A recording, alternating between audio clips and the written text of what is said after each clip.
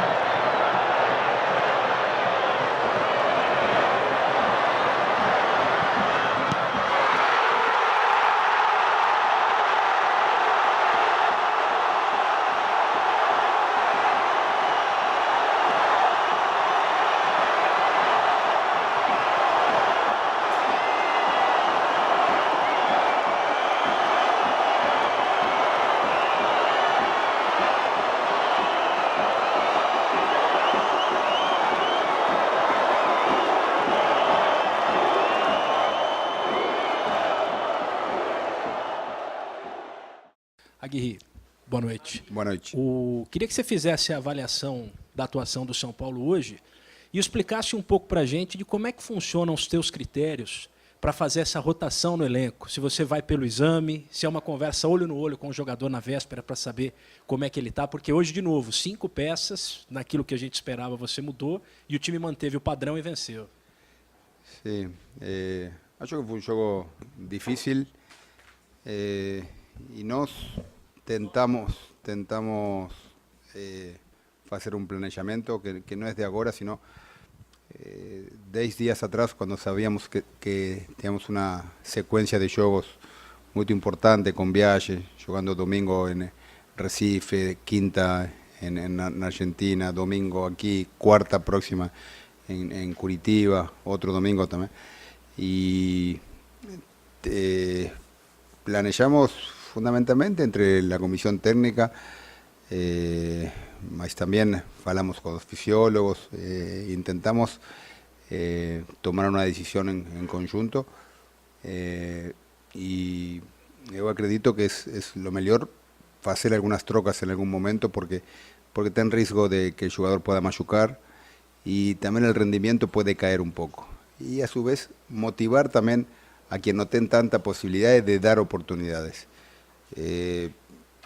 A veces es verdad, son riesgos que tal vez no dan cierto, pero yo acredito que es lo mejor y intento hacer y bueno, a victoria,